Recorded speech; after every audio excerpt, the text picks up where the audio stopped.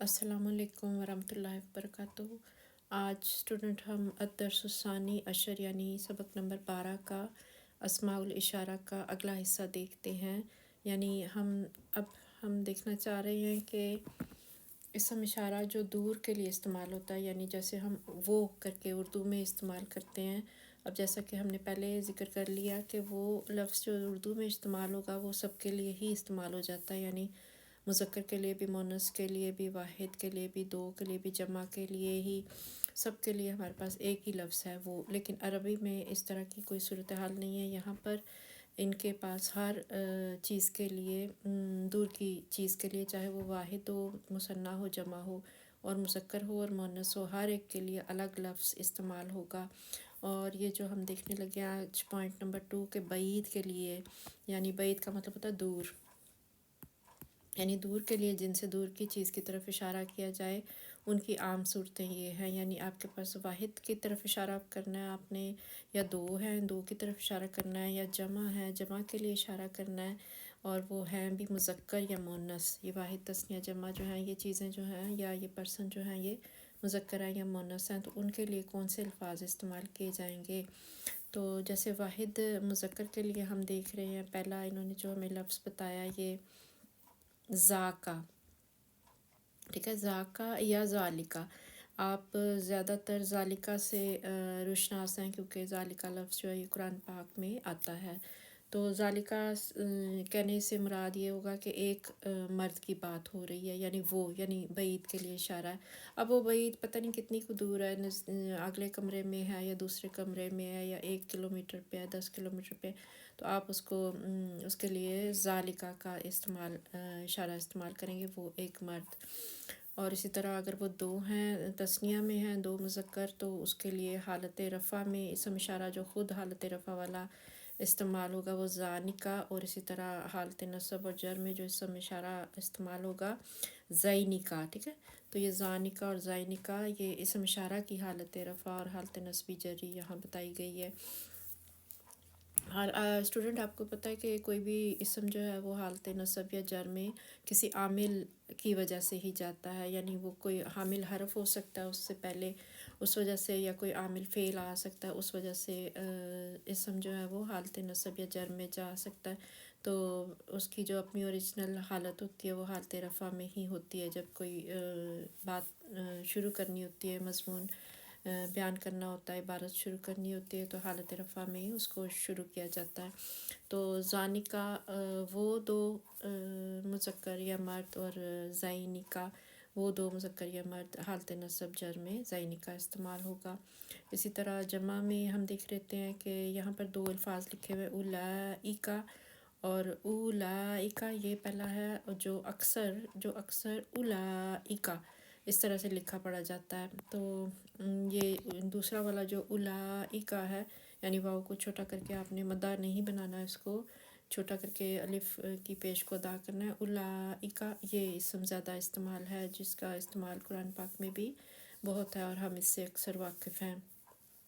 لکھا جاتا ہے اور اس کا معنی ہے وہ بہت مرد، یعنی مذکر جمع کے لیے اولائکا یعنی وہ بہت مرد، یا کوئی اشیاء بھی ہوں تو اس کے لیے بھی یہ لفظ جمع کے لیے استعمال کیا جا سکتا ہے۔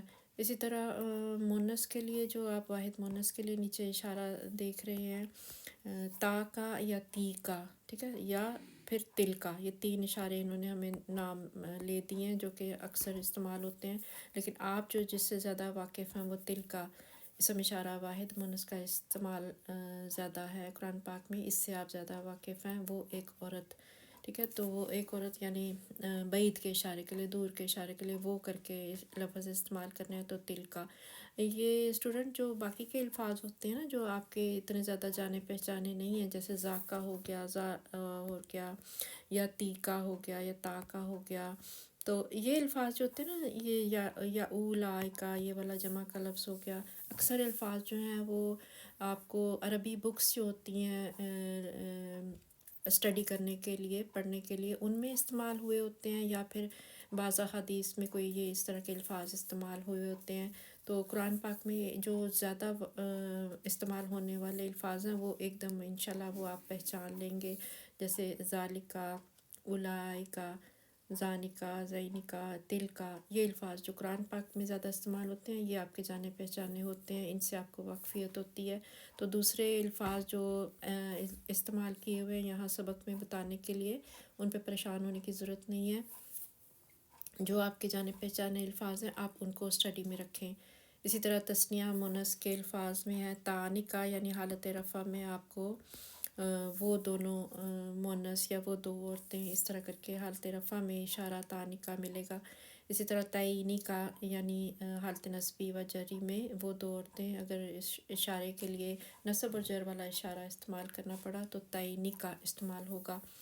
इसी तरह उलाइका, ये पहला वाला जो है, जो अक्सर आगे उन्होंने बताया हुआ कि जो अक्सर उलाइका लिखा जाता है, वैसे ये उलट हो गया मुझे लगता है यहाँ पर। ये पहला वाला उलाइका होना है, और जो अक्सर उलाइका, ये वाव को हटा के ना, यानी ये सेम इस तरह से ही कंडीशन बन जाएगी, और ये पहले वाले की ऊपर जो कंडीशन है यहाँ इस तरह से लिखी जाएगी।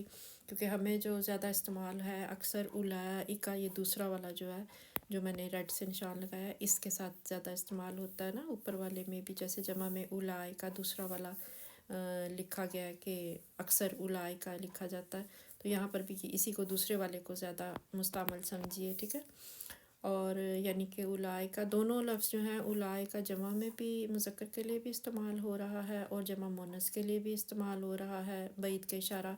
इसी तरह ऊपर भी यही कंडीशन थी कि हाउलाई जो था वो जमा मुज़क्कर के लिए भी इस्तेमाल हो रहा था, और हाउलाई जो है जमा मुअन्नस के लिए भी इस्तेमाल हो रहा था। तो अगर इबारत में ये लफ्ज़ आ जाए हाउलाई या उलाइका, तो कैसे पता चले कि मुज़क्कर मुराद हैं या मुअन्नस मुराद हैं। करीब का और बईद का तो पता चल जाएगा, क्योंकि करीब के लिए हाउलाई इशारा मखसूस है, और बईद के लिए यानी दूर के इशारा करने के लिए उलाई का इशारा मखसूस है। लेकिन मुज़क्कर मुअन्नस का कैसे पता चले दोनों में? तो वहाँ स्टूडेंट जब ये इबारत में इस्तेमाल होगा तो इंशाल्लाह ताला आपको कोई प्रॉब्लम नहीं होगी। आगे इसके जो मुशारुन इलैही आ रहा होगा या जो भी बात इसके आगे आ रही होगी, उससे आपको इंशाल्लाह समझ आ जाएगी, पता चल जाएगा कि ये हाउलाई मुज़क्कर का है या मुअन्नस के लिए है, और उलाई का इसम इशारा मुज़क्कर के लिए है या मुअन्नस के लिए है। तो ये इंशाल्लाह सियाक़ो सबाक़ से पता चल जाता है कि इसम इशारा जो है वो किसके लिए इस्तेमाल हुआ है।